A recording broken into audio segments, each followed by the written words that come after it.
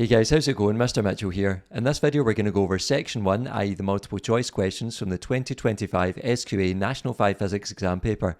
Now there are 25 questions in this section and I recommend that you try them yourself before looking at these solutions. So let's get started.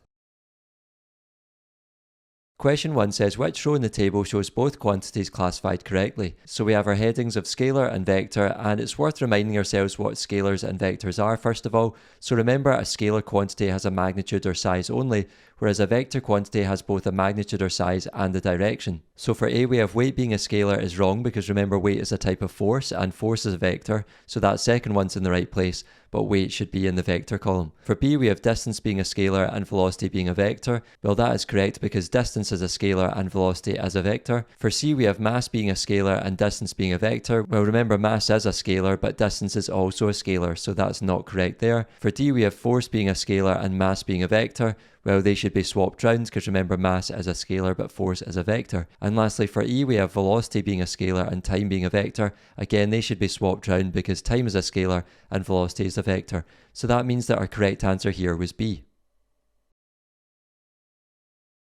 Question 2 says the graph shows how the velocity v of an object varies with time t. So we have velocity v in meters per second on the y-axis and then time in seconds on the x-axis, and it says the displacement of the object at 2.0 seconds is. Well, remember, to find displacement or distance from a velocity time graph, we need to calculate the area under the velocity time graph. And by area under the graph, what we mean is the area enclosed between this line here and the x-axis. So that means we're going to have to take into account the area of this triangle here and the area of this triangle that's below the x-axis. So let's label those as number 1 and number 2, and we can then write that our area is equal to a half times base times height plus a half times base times height for the two triangles. And then we can substitute our numbers in. So we have a half times 1.5 for the base times 6 for the height for the first triangle, plus a half times 0.5 since we're going from 1.5 to 2 times the height of minus 2. And putting that into your calculator should give you an answer of 4.0 meters. So that means our answer here is A. Question 3 says a car is travelling along a straight level road.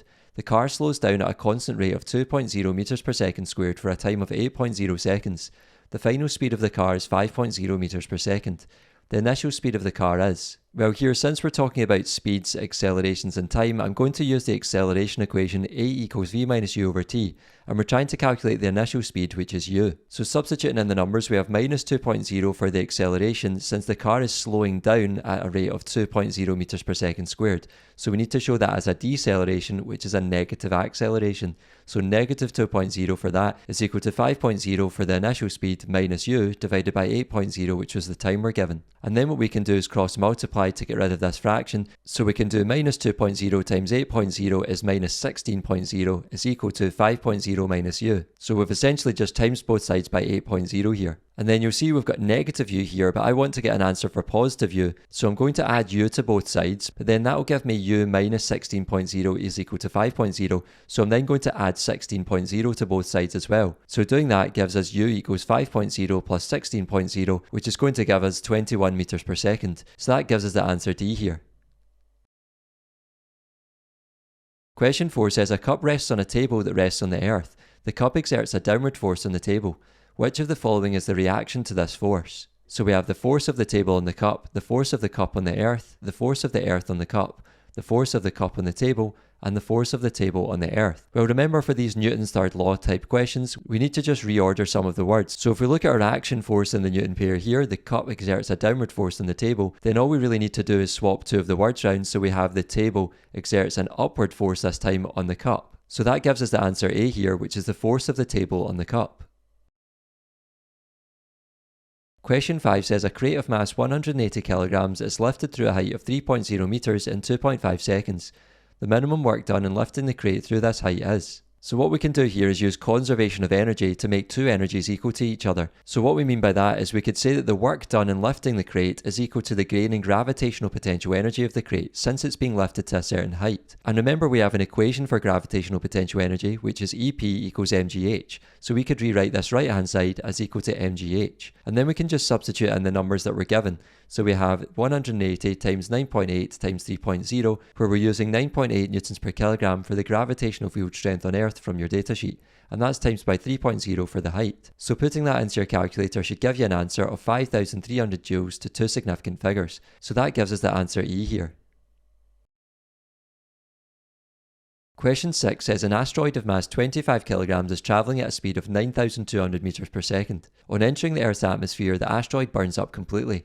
The maximum amount of heat energy released is... Well, again, we can use this idea of conservation of energy or equating energies, and since the asteroid is moving to begin with before it completely burns up or changes into heat energy, then we could say that the heat energy released is equal to the loss in kinetic energy. And remember, we have an equation for kinetic energy on the relationship sheet, and that is Ek equals a half mv squared. So substituting in the numbers here, we have a half times 25 for the mass times 9,200 squared, and putting that into your calculator, not forgetting to square the speed term, should give you an answer of 1.1 times 10 to the 9 joules, which gives us the answer D. Question 7 is an unseen formulae question, and it says the speed v of a satellite in orbit around the Earth is given by the relationship v equals the square root of rg, where r is the total distance from the centre of the Earth to the satellite in metres, and g is the gravitational field strength at the location of the satellite in newtons per kilogram. The radius of the Earth is 6.4 times 10 to the 6 metres. The height of a satellite above the surface of the Earth is 3.6 times 10 to the 7 metres. The gravitational field strength at this height is 0.22 newtons per kilogram. The speed of the satellite is... Well, all we need to do here is take the numbers we're given and put them into the equation. But first of all, notice how we only need two numbers and we're actually given three. And that's because we need to find what r is first, which is the total distance from the centre of the Earth to the satellite. So we're given the radius of the Earth and the height of the satellite above the surface of the Earth. So to find r, we need to add these two numbers together. So we have 6.4 times 10 to the 6 metres for the radius, plus 3.6 times 10 to the 7 metres for the height of the satellite above the surface of the Earth. And putting that into your calculator should give you an answer of 4.24 times 10 to the 7 metres. And then we can use our equation that we're given, v equals the square root of r times g, and substituting in the numbers now should give you 4.24 times 10 to the 7, which was the r we just worked out, times 0.22, which is the g value we're given, and putting that into your calculator should give you an answer of 3,100 metres per second to two significant figures. So that gives us the answer C here. Question 8 says the weight of an astronaut on Earth is 710 newtons. The weight of the astronaut on Mars is... Well, what we need to do here is first find the mass on the Earth and then the weight on Mars, since the mass will be the same from planet to planet, remember. So using our weight equation, we have W equals mg. Rearranging for the mass m, we can divide both sides by g, so that should give us m equals W over g, and substituting in the numbers gives us 710 divided by 9.8 for the gravitational field strength on Earth from your datasheet, and putting that into your calculator should give you an answer of 72.44 and so on kilograms. And to avoid any rounding errors, just keep that answer in your calculator. So now that we've got the mass on any planet, then we can calculate the weight on Mars. So we have W equals mg, substituting in the numbers gives 72.44 and so on, i.e. your answer from your calculator, times the gravitational field strength on Mars from your datasheet, which is 3.7, and putting that into your calculator should give you an answer of 270 newtons to two significant figures. So that gives us the answer C here. Question 9 says Sirius is the brightest star in the night sky. The distance from Earth to Sirius is 8.6 light years. This distance is equivalent to... Well, remember there's a couple of ways you can do these light years questions. You can either try and remember the number for the number of metres in 1 light year, which is 9.46 times 10 to the 15 metres, or you can remember how to get that number using speed distance time. So to convert this distance to metres, all we need to do is take 8.6 and times it by the number of metres in 1 light year, so that's 8.6 times 9.46 times 10 to the 15, and putting that into your calculator should give you an answer of 8.1 times 10 to the 16 metres to two significant figures. Or if you can't remember this number, remember we can use speed distance time to get it, so d equals vt, and then substituting in our numbers for the speed of light v, that's 3 times 10 to the 8 metres per second, times t, which is the number of seconds in 1 year, so we can do 3 times 10 to the 8 times 365 days times 24 hours times 60 minutes times 60 seconds, so this bit here gets us the number of seconds in 1 year, and then we can times that by 8.6, so putting that into your calculator should give you the same answer of 8.1 times 10 to the 16 metres, so that means our answer here is E. Question 10 says the line spectrum from a star is shown along with the line spectra of the elements. So we have our line spectrum for the star at the top and then the spectra for hydrogen, helium, carbon and nitrogen. and it says the elements present in this star are. Well, remember for these spectra questions, what we need to do is match up the lines in each of the individual line spectra for the elements with those of the star. And if it's the case that all of the lines in the element appear in the star spectrum, then that means that the element is present in the star. Well, starting with hydrogen, first of all, you can see there's two lines on the left here that don't appear in the star spectrum, so straight away I'm going to say that hydrogen is not an element present in my star. Moving on to helium, we have this line matching up with this one, this darker line matching up with this one, this line matching up with this one, and you can see the rest of them also line up with lines present in the star. So that means that helium is going to be present in my star. Moving on to carbon, you can see that this darker line matches up with this one. We have this thick dark line matching up with this one. All of these lines here also match up with lines up here, and same with this thinner line here for carbon. So that means carbon is also an element present in my star. And lastly for nitrogen, you can see that there's two lines here that don't appear in the star spectrum, and same with these three lines here, they also don't appear in the star spectrum. So that means that nitrogen is not an element present in my star. So that means we have the middle two are present, which is helium and carbon, which gives us the answer C.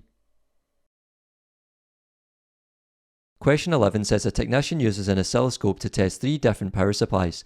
The diagrams represent the traces seen on the screen of the oscilloscope. So we have trace X as a horizontal straight line, trace Y is also a horizontal straight line, and trace Z is a wave. It then says which row in the table identifies trace X, trace Y and trace Z. And our options are DC for direct current and AC for alternating current. Well, remember on an oscilloscope, a straight horizontal line represents DC, direct current, whereas a wave pattern which looks like a transverse wave is showing our alternating current or AC signal. So that means we have DC, DC and AC, and looking at our options we have DC, DC and AC at the bottom, so our answer is E. Question 12 says an electric field exists around 2-point charges Q and R. The diagram shows the path taken by a charged particle as it travels through the field. The motion of the particle is as shown. So the arrow here shows the path taken by the particle, and we have two charges Q and R. Which row in the table identifies the charge on the particle, the charge on Q and the charge on R? Well, if we look back at the picture, you can see the particle travels in a straight line until it reaches Q, where it bends towards it, so it must be attracted towards Q, and then it keeps moving until it reaches R, where it is also bending towards R, so it's also attracted towards R. So that means that the particle must have an opposite charge to both Q and R in order to be attracted towards it. So the particles Q and R must therefore have the same charge on them, whereas the particle has an opposite charge to both Q and R. So let's look at our options to see what we have. So remember we said that Q and R must have the same charge, so our options are either A, where we've got negative and negative. It's not going to be B, C or D because those are all opposite charges, and then for E we have the same charge again. So it's either going to be A or E here, but remember we said the particle must have an opposite charge to both Q and R because it's being attracted to them, so that means the charge on Q and R must both be negative and the charge in the particle is positive, which leaves us the answer A here. Question 13 says a circuit is set up as shown. So we have a 12 volt battery and a 240 ohm resistor in series with another resistor R and a voltmeter V connected in parallel across the 240 ohm resistor. It then says the reading on the voltmeter is 3.0 volts.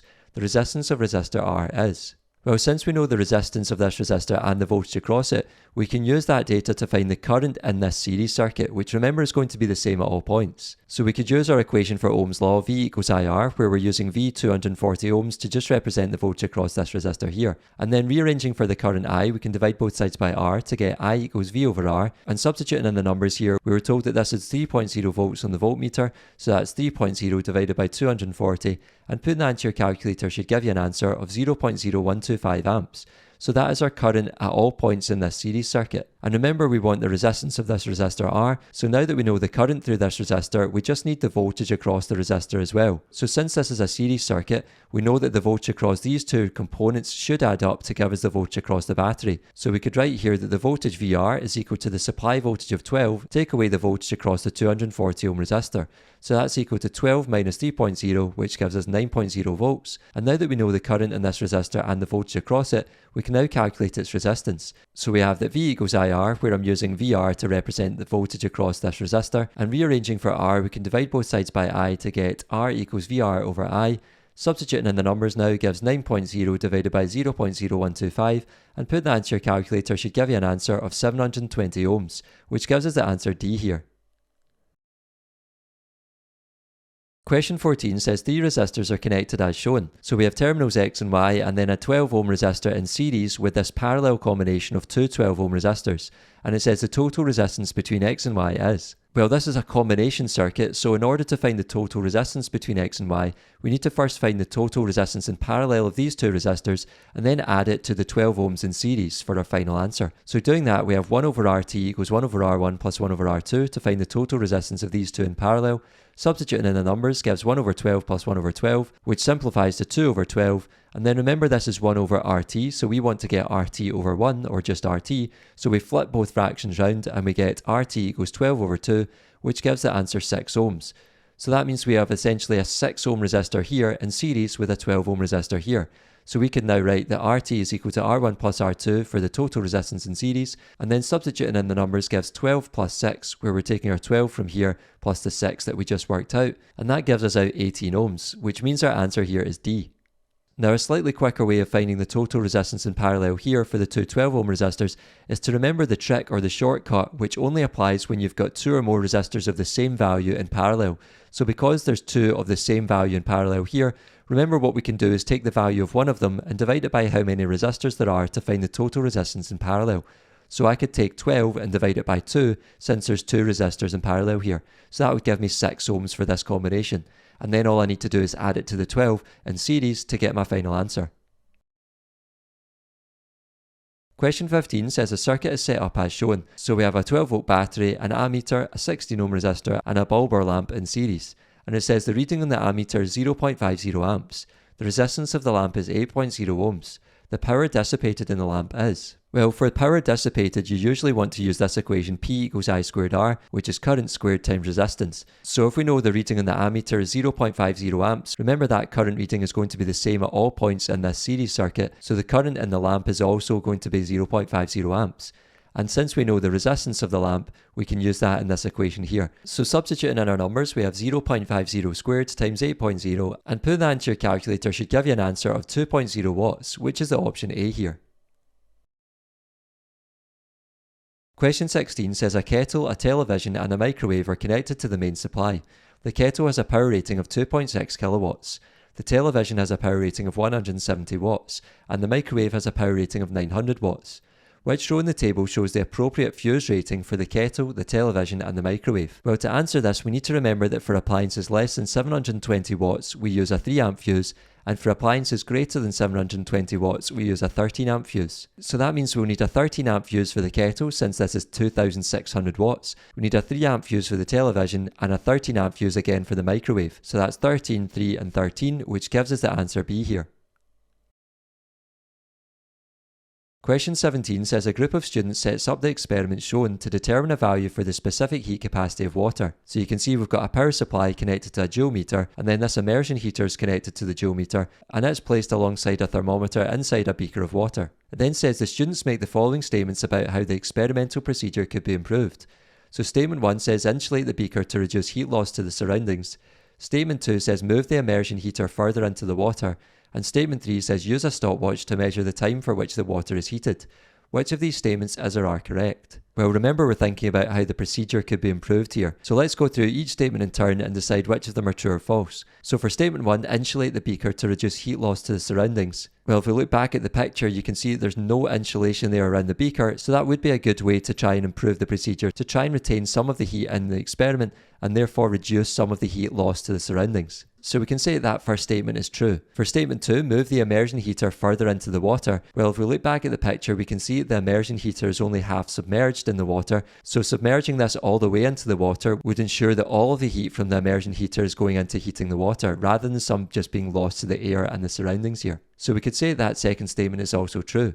And then statement 3, use a stopwatch to measure the time for which the water is heated. Well, remember the equation for specific heat capacity is EH equals Cm delta T, where EH is heat energy, C is the specific heat capacity, M is mass, and delta T is our change in temperature. So you'll see that if we were trying to calculate C, we would only need the heat energy, the mass, and the change in temperature. So that means that this third statement is false, because measuring the time wouldn't improve the procedure in any way. So that means that options 1 and 2 are correct here, which gives us the answer C. Question 18 says a hot substance is cooled. The graph shows how the temperature of the substance changes with time. So we have temperature in degrees Celsius on the y-axis and time in minutes on the x-axis, and we have this cooling curve here. It then says a student makes the following statements about the substance. So statement 1 says the boiling point of the substance is 120 degrees Celsius. Statement 2 says at a time of 40 minutes the substance is a gas, and Statement 3, the melting point of the substance is 20 degrees Celsius. Which of these statements is or are correct? Well, again, we're just going to go through each statement in turn and decide which of them are true or false. So for the first one, the boiling point of the substance is 120 degrees Celsius. Well, looking back at the cooling curve, it's important to understand what's going on here. So at the start here, we have a gas which is cooling down, and then eventually at 10 minutes or 120 degrees Celsius, that gas is going to start condensing into a liquid over this constant temperature here, and then at 40 minutes the gas is completely condensed to form a liquid. So that means that if we were going the other way from a liquid to a gas here, then that would make this temperature here 120 degrees Celsius the boiling point, because that's the same as the temperature at which the gas is going to start condensing, which you could call the condensation point.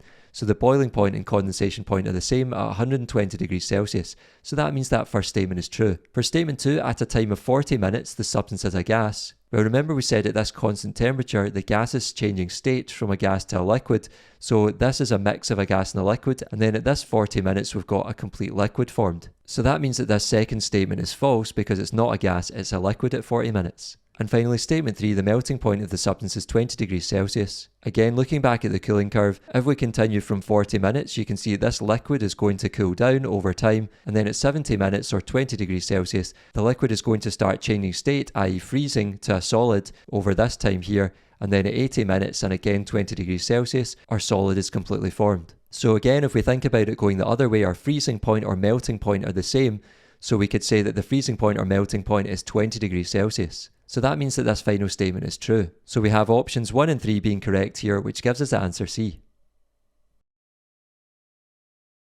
Question 19 says a ballet dancer wears shoes that have a flat section on the front called a platform. When the ballet dancer stands on the tips of their toes, the platform in each shoe is flat on the floor, and the picture shows us the platform in each shoe. It then says the area of the platform in each shoe is 1.6 times 10 to the minus 3 meters squared.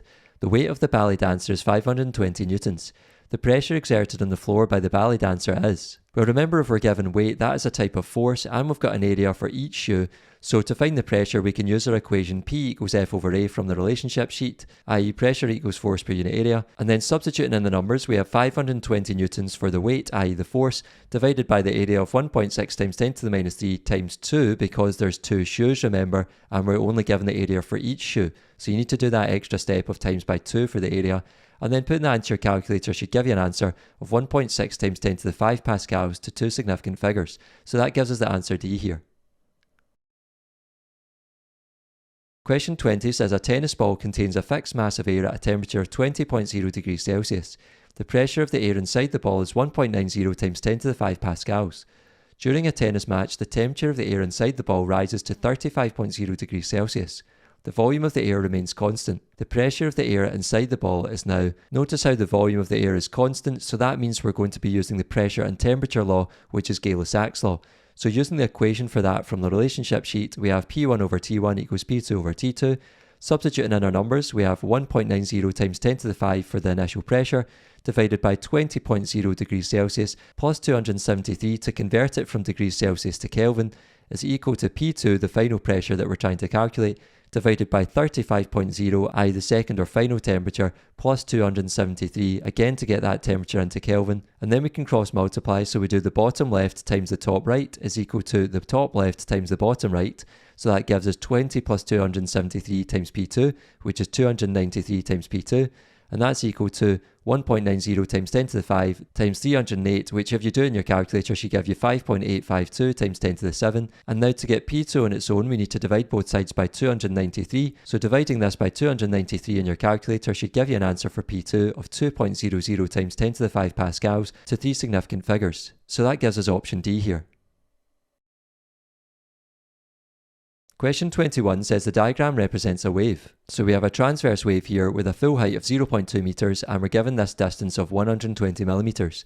Then says which row in the table shows the wavelength and amplitude of the wave. And notice how the horizontal distance is in millimeters and the vertical distance is in meters. And that's given in our headings here. Well, to find the wavelength first of all, notice how we're given 1, 2, 3 complete waves here in a distance of 120 millimeters.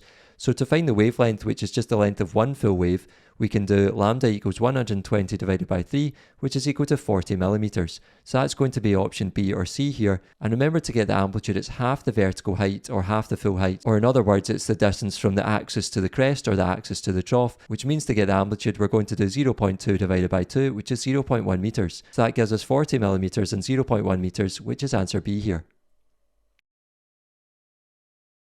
Question 22 says a teacher gives a group of students 2 clues to identify a particular band of the electromagnetic spectrum. Clue 1 says diffracts around obstacles more than visible light, and clue 2 says it has a greater frequency than microwave radiation. The band of the electromagnetic spectrum these clues refer to is... Well, let's just remind ourselves of the electromagnetic spectrum in order. So starting with radio, we have radio and TV, then we have microwaves, infrared, visible light, ultraviolet, X-rays and gamma rays. And remember, X-rays have a high wavelength or a low frequency, and gamma rays are the opposite, they have a low wavelength and a high frequency. So for clue number 1, diffracts around obstacles more than visible light. Remember, waves with longer wavelengths will diffract more than waves with shorter wavelengths. So that means if it diffracts more than visible light could, then it's got to be a higher wavelength than visible light. So we're thinking about infrared, microwaves, TV or radio here. And then clue 2 says it has a greater frequency than microwave radiation. So remember, frequency increases as we go down the spectrum here. So a greater frequency than microwaves must be infrared. So infrared will diffract more than visible light, but it's got a greater frequency than microwaves. So infrared must be our answer here, which is B. Question 23 says a radioactive source has an average activity of 5.2 megabecquerels over a time of 1.2 hours. The number of nuclear disintegrations that occur in the source in this time is... So writing down our equation relating activity, number of decays or disintegrations and time gives us A equals N over T, and here we're trying to calculate N, the number of nuclear disintegrations. So rearranging for N, we can times both sides by T, so we get N equals A times T. And substituting in the numbers gives 5.2 times 10 to the 6, where we're converting 5.2 megabecquerels into just becquerels. So remember, mega is times 10 to the 6, and that's times by 1.2 hours times 60 minutes times 60 seconds. So to convert from 1.2 hours into seconds, we need to times by 60 twice. And putting that into your calculator should give you an answer of 2.2 times 10 to the 10 to 2 significant figures. So that gives us the answer E here. Question 24 says a sample of tissue is exposed to a source of alpha particles. The equivalent dose received from this source during a time of 5 minutes is 480 microsieverts. The equivalent dose rate is... Well, because we're asked to calculate the equivalent dose rate and we're given equivalent dose and time, we can use the equation relating those three from the relationship sheet, which is H dot equals H over T, where H dot is our equivalent dose rate, H is equivalent dose, and T is time. And notice how our answers are all given in microsieverts per second, so we want to convert the time to seconds first of all, since that's per second, and we want to leave our equivalent dose in units of microsieverts, since those have microsieverts. So converting the prefix here into times 10 to the minus 6, and then converting back to micro for the final answer would just give you more work to do. So substituting in the numbers gives us 480 divided by 5 times 60, where we're converting from minutes into seconds, so we're doing 5 times 60 to do that, and then putting that into your calculator should give you an answer of 1.6 microsieverts per second to 2 significant figures, which is the answer A here. Lastly, question 25 says energy is released when two small nuclei combine during a nuclear reaction to form a larger nucleus. This is a description of nuclear fission, nuclear fusion, alpha decay, beta decay, or gamma emission. Well, remember, two smaller nuclei combining to form a larger nucleus with energy being released. That is our definition for nuclear fusion. So because we've got two things combining or fusing together, that is our fusion there. Whereas if it was a larger nucleus splitting into two or more fission fragments or smaller nuclei plus some neutrons, then that would be describing nuclear fission instead. So our answer here is B, nuclear fusion. That's all for this video, folks. Thanks for watching. If you made it to the end, I really appreciate it. Make sure to give the video a like, subscribe to the channel, and I'll see you in the next one. Take care.